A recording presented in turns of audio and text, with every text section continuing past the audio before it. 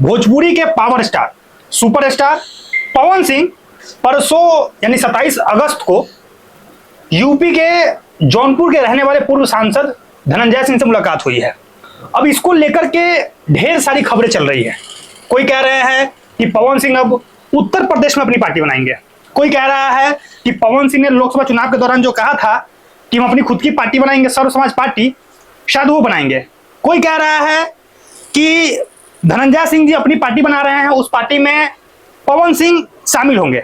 अब एक्चुअल में बात क्या है उसी पे हम चर्चा करने वाले हैं कि क्या होने वाला है। क्या धनंजय सिंह अपनी पार्टी बनाएंगे और उनके पार्टी में पवन सिंह शामिल होंगे, या पवन सिंह अपनी खुद की पार्टी बनाएंगे, जो उन्होंने लोकसभा चुनाव के दौरान कहा था कि हम अपनी खुद की पार्टी बनाएंगे जिसका नाम होगा सर्व समाज पार्टी। इसी पे चर्चा करने वाले हैं और इस पे चर्चा करने के लिए हमारे साथ इस वक्त बैठे हुए हैं योगेश जी, और इनसे हम बातचीत करेंगे क्योंकि ये भोजपुरी में काफी ज्यादा एक्टिव रहते हैं, राजनीति में भी रहते हैं, तो इनका जो अनुभव है वो काफी डिफरेंट लेवल का है। ये अपना बताएंगे, ये अपना अनुभव साझा करेंगे हमसे कि क्या कुछ होने वाला है, पवन सिंह अपनी पार्टी बनाएंगे या नहीं, या फिर पवन सिंह धनंजय सिंह के पार्टी में शामिल होंगे जो बनाने वाले हैं। क्या कुछ होगा योगेश जी, बताइए आप। देखिए, सबसे पहले तो अतीश जी, मैं दो चीजों पे मैंने आपकी बात को बहुत ध्यान से सुना कि आपने दो चीजें बोली। एक तो आपने बोला कि भोजपुरी के सुपरस्टार, पावर स्टार। हाँ।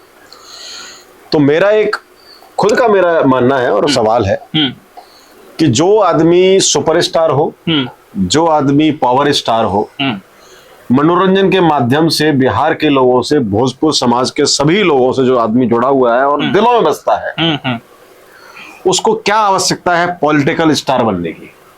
ये बड़ी बात कह रहे हैं आप, क्योंकि आज तक आप जितने भी राजनीति में नामों को अगर उठा के देखेंगे जो कि मनोरंजन के क्षेत्र से या क्रिकेट के क्षेत्र से या किसी भी अन्य क्षेत्र से अपना नाम रोशन करके आए हों और उन्होंने राजनीति में आके अपनी भाग्य को चमकाने की कोशिश की हो, वो फेल ही हुए हैं।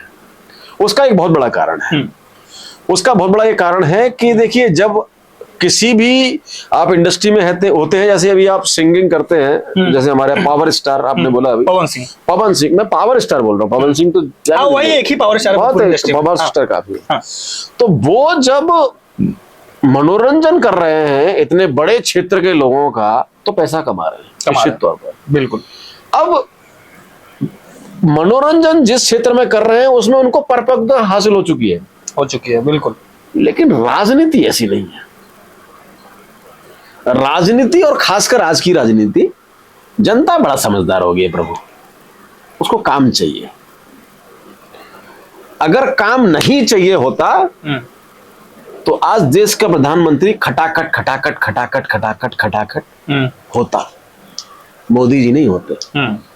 तो देश की जनता बहुत समझदार है और भोजपुरी जनता जो है हमारी, जो जहां भोजपुरी भाषा बोली जाती है, वहां से शायद आपके सारे दर्शकों को नहीं पता होगा, मैं एक बहुत बड़ा एक चीज बताने वाला हूं कि हिंदुस्तान के जो यूपीएससी के जो टॉपर होते हैं वो करीब करीब हर साल वहीं से निकलता है, बिहार से, उस भोजपुरी पूर्वांचल से निकलता है कि नहीं? बिल्कुल सहमत है आपकी बात। तो जहां से इतनी बड़ी परीक्षा के टॉपर निकलते हो, जहां से इतनी बड़ी परीक्षा में अधिकतम पास करने वाले हिंदुस्तान में लोग रहते हो, वहां के लोग इतने बड़े बेवकूफ नहीं हो सकते हैं कि एक मनोरंजन करने वाले आदमी को अपना राजनेता बना दे।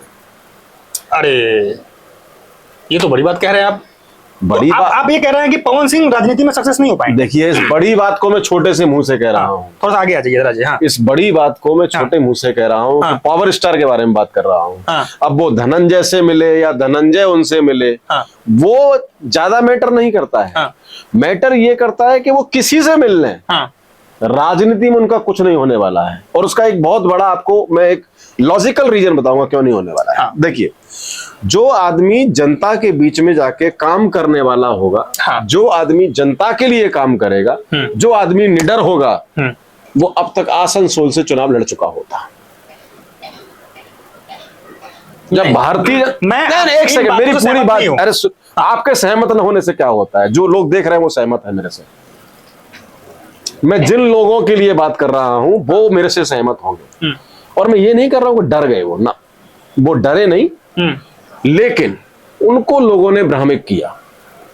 पवन सिंह को लोगों ने भ्रमित किया, कि आप अगर यहां से लड़ते हैं तो आपका राजनीतिक भविष्य फिर यहीं खत्म हो जाएगा। ठीक है। जिसकी गलती उन्होंने बिहार में आकर चुनाव लड़ा, किस्मत आजमाई और हारना तो था ही उनको।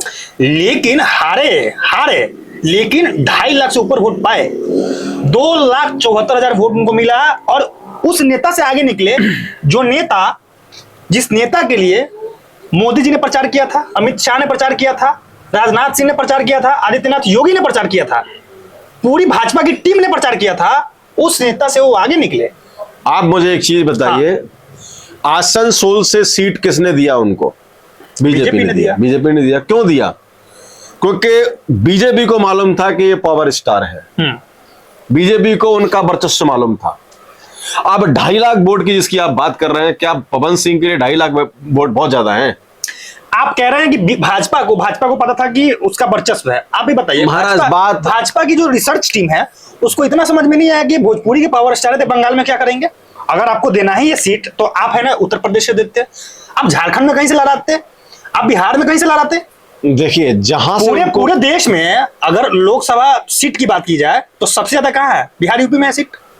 आप यहां से नहीं लड़ाते हैं, जाकर बंगाल में देते हैं, जिस बंगाल में कोई भोजपुरी सुनता ही नहीं है। देखिए, जब बात स्टार की होती है तो फिर स्टार होता है, आसमान खुला है और वो स्टार कहीं से भी चमकेगा। तो कहीं से चमकेगा, बिल्कुल चमकेगा। तो सनी देओल को पंजाब से क्यों सीट दिया? बिहार से लड़वाते हैं चुनाव। हेमा मालिनी को पंजाब से क्यों लड़वाते? बिहार से लड़वाते चुनाव। आप देखिए, अब वो चीज आप सन्नी देओल पे लेके जा रहे हैं पवन सिंह से। मैं पवन सिंह पे बात कर रहा हूं, अभी आप फिर थोड़ी देर बाद ले जाएंगे तेजस्वी यादव पे, उसके बाद कहीं और ले जाएंगे। पहले पवन सिंह पे केंद्रित हो जाते हैं। मेरा जो मानना है, अभी भी मेरा मानना है कि पवन सिंह जी को कोई आवश्यकता नहीं है राजनीति में आने की। अच्छा, क्यों नहीं है आने की? क्योंकि अभी मनोरंजन के इंडस्ट्री में उनके पास बहुत लंबा दौर है। उसको वो लोगों को एंजॉय कराएं, लोगों को रोमांचित करें उससे। क्योंकि राजनीति में अब सेवा भाव होने की बहुत आवश्यकता है। और सेवा भाव मेरे को नहीं लगता है कि एक स्टार दम जिसके अंदर आ गया है वो लोगों की सेवा कर पाएगा। जो मतलब 24 घंटे एक लाइमलाइट में रहता है जो आदमी, वो जनता के बीच काम कैसे करेगा? जो जनता का हीरो है वो जनता के साथ कैसे खड़ा हो जाएगा? नहीं हो सकता। तो फिर वजह क्या है योगेश जी? आप मुझे बताइए कि पवन सिंह, वजह क्या है कि पवन सिंह है ना राजनीति में आना चाह रहे हैं और लोकसभा चुनाव लड़ने की तैयारी कर रहे हैं, फिर विधानसभा चुनाव की बात हो वो भी लड़ने की तैयारी कर रहे हैं, क्योंकि कहा जा रहा है कि बिहार में विधानसभा चुनाव 2025 में होने वाला है और उसमें पवन सिंह पूरा ताकत लगा देंगे। देखिए, अभी एक हीरो है पवन कल्याण जी, है ना? हाँ। कितने बड़े स्टार हैं वो? बहुत बड़े स्टार हैं। और वो कौन है अभी फिलहाल? उप मुख्यमंत्री है। कहाँ के? आंध्र का। ठीक है। तो शायद वो नाम उनको आकर्षित कर रहा है कि एक पवन तो पवन बन गया, हो सकता है दूसरा ही बन जाए। मैं बात कर रहा हूँ राज्य के स्तर पे।